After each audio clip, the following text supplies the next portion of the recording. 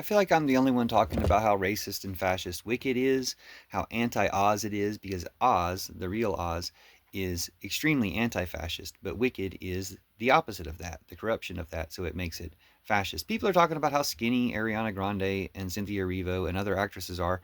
I don't know how that's their business. And then they're talking about that in terms of it being fascist, because fascism supports skinniness. But there's so much more fascism in Wicked that to talk about that is itself a distraction that is protecting fascism. So that's fascist as well, to be talking about the way people's bodies look. Surprise, surprise. Anyway, the fascism in Wicked, it's a lot of racism, it's a lot of Trumpism.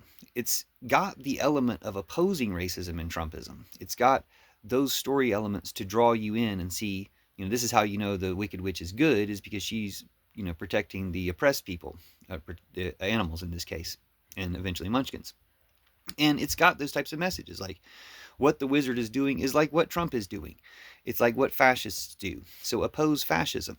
Unfortunately, spoiler alert, in Wicked, the Wicked Witch does all this stuff to oppose fascism and then gives all that power and influence over to Glinda and erases herself. She does the white supremacist thing of erasing minority people who actually do things and giving the credit to somebody else to herself.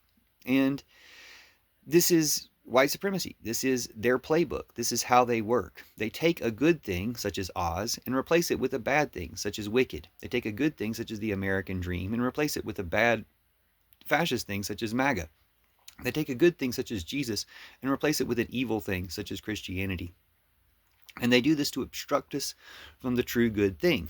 Now, they already did this with The Wizard of Oz. The Wizard of Oz movie is not the books. The main difference is in the Wizard of Oz movie, it's all a dream.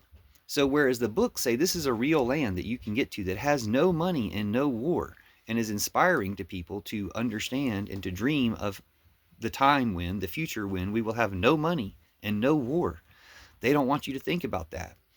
They want you to be trapped in the struggle. They want you to be trapped, in the black and white, in the non-transcendent. And so they demonize the transcendent. They demonize Oz by talking about the MK Ultra using Oz technology. MK Ultra could use the colors of the rainbow. It doesn't make the rainbow bad. So Wicked is made bad, or does make Oz bad, by reversing some of the things, by making Glinda the good fake, that suggests that goodness is fake. The uh, the rebel, the underdog, is good, but then she ends up using everything she did to support the system without any criticism of how the system got that way, or very minimal criticism of how the system got that way, or Glinda's role in it. She gets to pinkwash, greenwash, whatever you want to call it, whitewash the white supremacy that the wizard was representing. Again, it's anti-Trump to the extent that the wizard is a con man in this conception, in the Wicked conception, and Trump is a con man. But it's not opposing Trump. It's very much like the Democrats, getting the attention, the Democrats and leftist content creators, so-called leftist content creators, who don't give you the conclusion. They give you enough to get your attention, they give you enough to get power, but they don't give you the conclusion. And the conclusion is to end fascism. The conclusion is to end Trumpism. And this movie had the capacity, the potential to do that, but it didn't. It did the opposite in too many ways. Elphaba erasing herself is one of the main ways. Presenting racism, the only form of racism that really comes across in the Wicked movies is against the animals. Well, it's a way of addressing racism that a white person might come up with without really thinking about things, because it's also suggesting that these are animals, which, again, in Oz, from the Oz perspective, being an animal isn't in any way inferior. But the way we read things without the Oz perspective, being an animal is inferior, and having these inferior people, suggesting that people are inferior by having them compared to animals, is racist.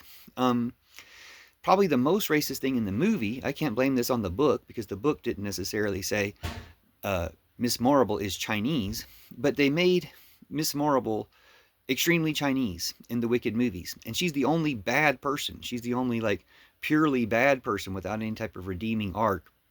Basically, they transposed the evil from the Wicked Witch to a character they just made up for Wicked in order to be the evil one, you'd think that, somehow their message is there's not an evil one. It's like, oh, well, there's not an evil one unless they're Chinese. Then they're naturally evil, is basically what they're trying to say.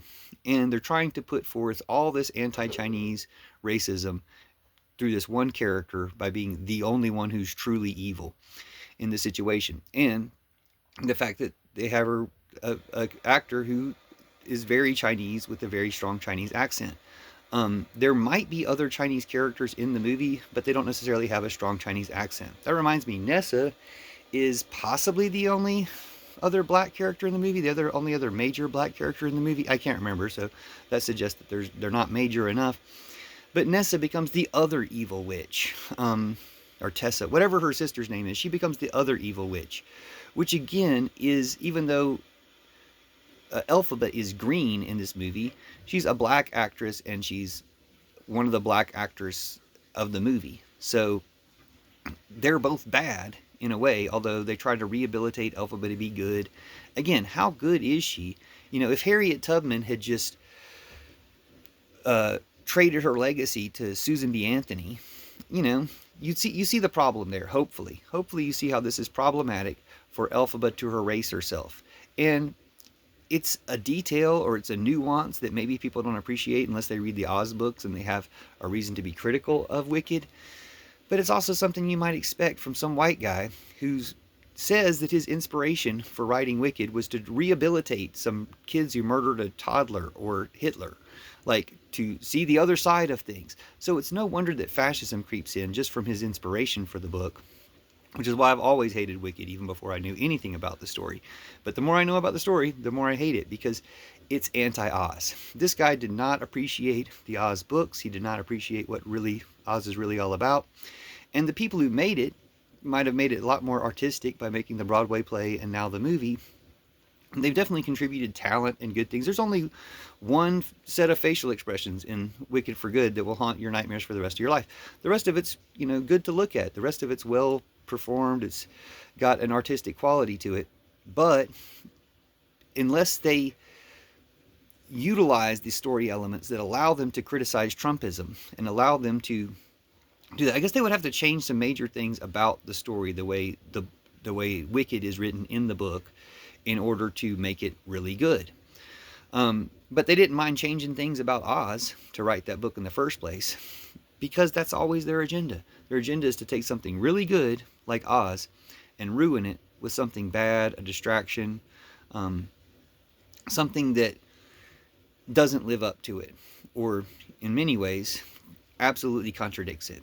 One of the main differences between the real Oz and Wicked is the grimmery. There is no grimmery in Oz. Animals aren't given the power to speak by humans. That is a MacGuffin that allows the concept of proximity to whiteness to come into play, and the idea of free speech being a gift of the government, that the government gave you so the government can take it away, instead of an inalienable natural right. All of this helps support fascism instead of anti-fascism. And the only good thing about it is, maybe in discussions about this, if we move on to more than just, hey, are they lesbians or are they skinny? If we talk about the fascism in the ideas and criticize those, and then especially if we talk about the anti-fascism in the ideas of the actual Oz books, then we can defeat Oz. I mean, we can defeat the fake wizard. We can defeat fascism. We can defeat Trumpism. So Oz is good.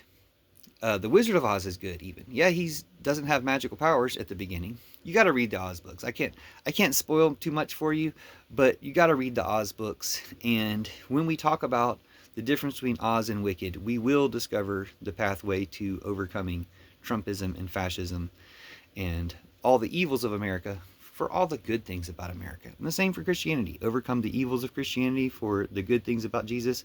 Overcome the evils of Wicked for the good things about Oz. So hopefully these books will be like a Yellow Brick Road or Cyclone or Whirlpool or Magic Road to get you to Oz. And I'll see you in Oz. We'll talk more about it there. But yeah, enjoy Wicked. Enjoy the movie. I'm not trying to spoil it for anybody. But also just be critical. Be a scrutinizing of what ideas they're putting out there, and how and which ones you accept, and how we can tweak and modify some of the messages to get back to the true Oz stuff that's very anti-fascist, anti-Trump, and anti-war. They always emphasize in Oz there's no money and no war. And that's what they don't want you to think about, a world where there's no money and no war. But once you start thinking about it, it's like a magic fairyland that will take you out of this black and white um, false reality, because it's just a super reality. It's just a spiritual reality. It's not a dream. It's not fake. It's real. And it becomes more real the more we talk about it. So hopefully, even though Wicked is trying to divert people from it, it'll end up being a springboard for actual conversation about Oz. Thanks. See you in Oz.